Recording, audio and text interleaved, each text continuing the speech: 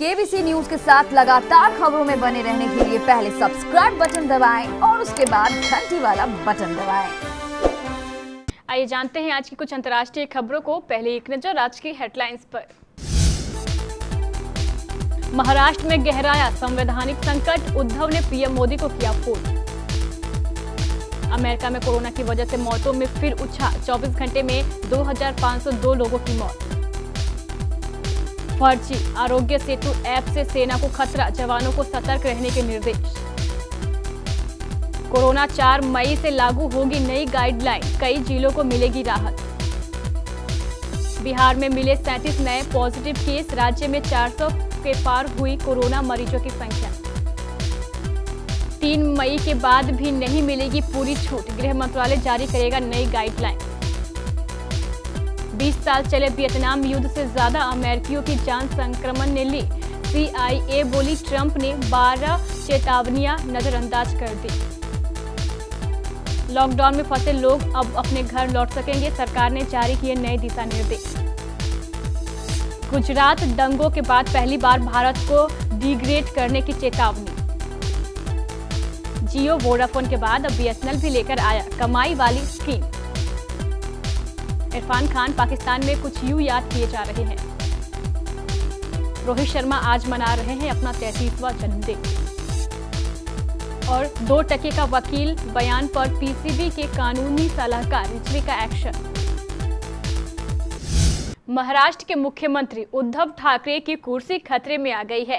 ठाकरे बिना विधायक बने मुख्यमंत्री बने थे। पद पर बने रहने के लिए उन्हें 6 महीने विधानसभा या विधान परिषद का सदस्य बनना था।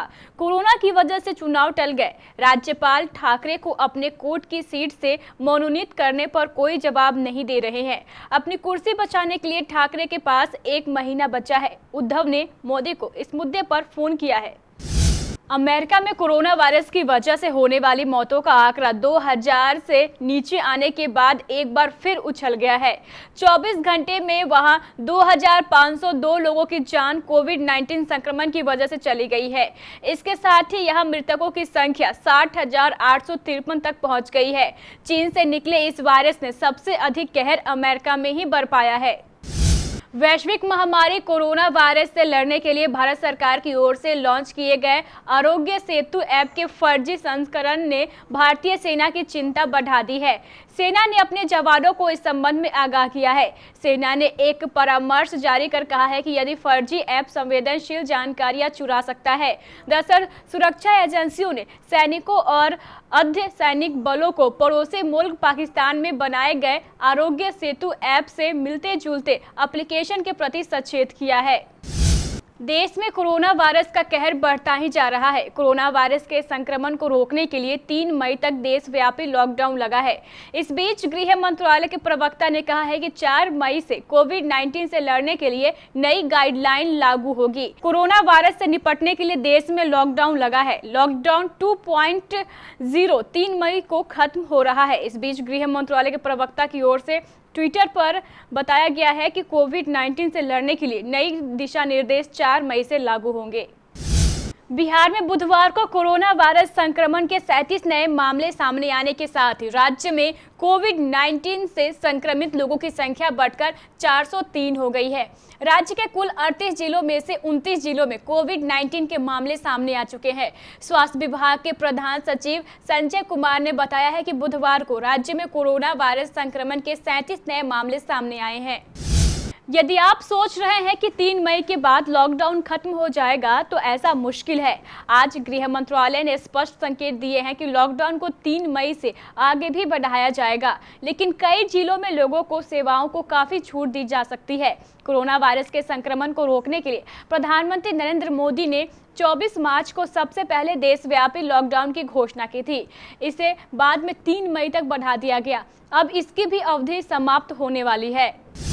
कोरोना वायरस के संक्रमण से अमेरिका में अब तक 59,266 लोगों की मौत हो चुकी है और 10,35,765 संक्रमित है। मौतों का यह आंकड़ा 20 साल चले वियतनाम युद्ध में मारे गए अमेरिकी सैनिकों की तादाद से भी ज्यादा है। 1955 से 1975 तक चले वियतनाम युद्ध में अमेरिका ने अपने करीब 58,000 सैनिकों को खो दिया था।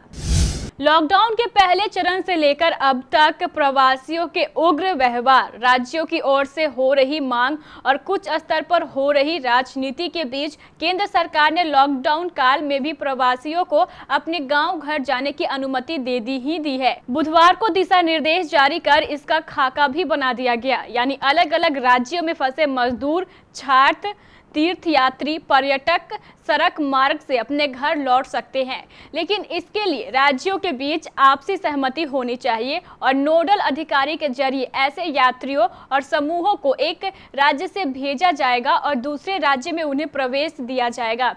इसके तहत वापसी के दौरान 2 जगह पर स्क्रीनिंग की जाएगी और 14 दिन क्वारंटाइन में रखा भी जाएगा। दुनिया भर में धार्मिक मामलों में स्वतंत्रता की निगरानी करने वाली एक अमेरिकी कमीशन की रिपोर्ट में भारत को कंट्रीज ऑफ पार्टिकुलर कंसर्न्स की कतार में डाल दिया गया है। United states commission on international religious freedom की इस लिस्ट में वे ही देश शामिल किए जाते हैं जहां धार्मिक स्वतंत्रता का किसी तरह से उल्लंघन किया जा रहा हो। लॉकडाउन के बीच रिलायंस, जियो, वोडाफोन और एयरटेल के बाद अब बीएसएनएल भी अपने ग्राहकों के लिए कमाई वाला ऑफर लेकर आई है। कंपनी अपने यूजर्स के लिए 4% डिस्काउंट ऑफर लेकर आई है। बीएसएनएल लॉकडाउन के दौरान उन लोगों की मदद करने के लिए ये खास ऑफर लेकर आई है जो ऑनलाइन रिचार्ज नहीं कर सकते हैं।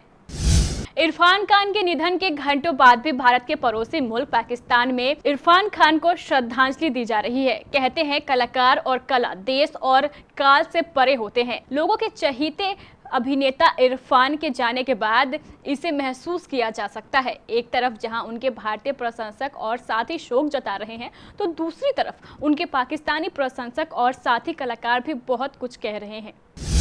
भारत के सलामी बल्लेबाज और लिमिटेड ओवर क्रिकेट में टीम के उप कप्तान रोहित शर्मा का आज 33वां जन्मदिन है। टेस्ट टीम में बेस उनकी पक्की ना हो, लेकिन सीमित ओवर क्रिकेट में वो टीम इंडिया के सबसे अहम खिलाड़ियों में से एक है। 30 अप्रैल 1987 को महाराष्ट्र के नागपुर जिले के बंसोड में जन्मे रोहित ने अपने शानदार खेल की बदौलत भारतीय क्रिकेट में अपनी खास पहचान बनाई है।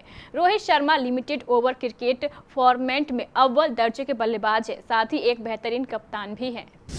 पाकिस्तान क्रिकेट बोर्ड के कानूनी सलाहकार तफज्जुल रिजवी ने पूर्व तेज गेंदबाज शोएब अख्तर के खिलाफ मानहानि का मुकदमा ठोका है, जिन्होंने अपने YouTube शो पर उनके खिलाफ कथित तौर पर अनुचित टिप्पणी की थी। लंबे समय से बोर्ड के कानूनी सलाहकार रिजवी ने साफ तौर पर कहा है कि वह शोएब के खिलाफ मानहानि और आपराधिक मुकदमा ठोकेंगे।